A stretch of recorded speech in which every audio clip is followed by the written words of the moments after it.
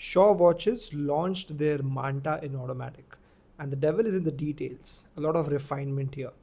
On first glance, it looks exactly the same, but if you look closely, you'll notice quite a few changes. First, let's talk about the specs really quickly. The same 316 steel, sapphire crystal, like the previous generation, and this time for an automatic movement, they chose the NS35, which is expected. So, not a great upgrade in terms of specs. They have just added a movement, and that is it. So what has changed? Well, it's now more refined. I am glad they chose not to deviate the design from the previous Manta quads. A nice touch on the dial design. The previous dial, if you look closely, focused a lot more on the contrast of dark and light shade. Now it feels a lot smoother.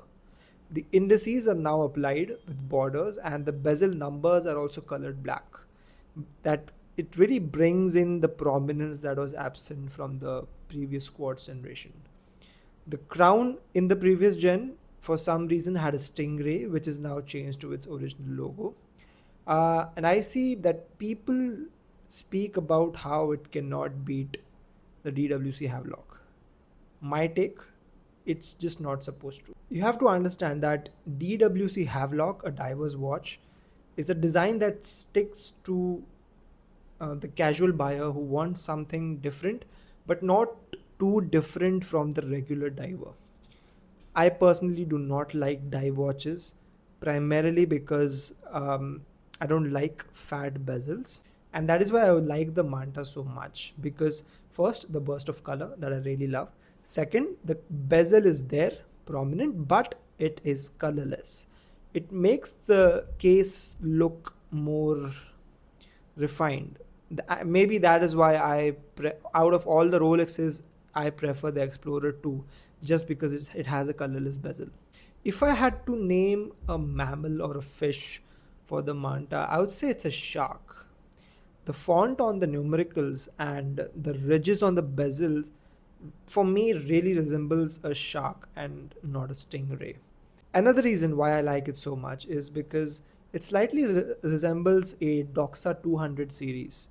Doxa lives and breathes dive watches. I cannot emphasize how much I adore Doxa watches. They are incredibly good, and they're expensive, but value for money, definitely. And it's one of the brands that I'm definitely going to purchase one day. This watch costs around 14,500. Turns out that the demand for NS35 is so much that that Seiko is facing supply constraints. Supply is limited, hence the increase in cost. I cannot compare why a brand charges a few thousand rupees more than its competitor. There, there's no way for me to know the number. I do not work in the industry, but would I pay for it? Definitely. If over the coming months I do not come across a better design or a better watch overall, then maybe yes, I will pull the trigger. Although Majestic Craftsman have just launched their new watch, and this is what it looks like, so it's quite interesting. Me being a dress watch kind of guy, I think Shaw has a good competitor. Thank you for sticking by. Subscribe for more.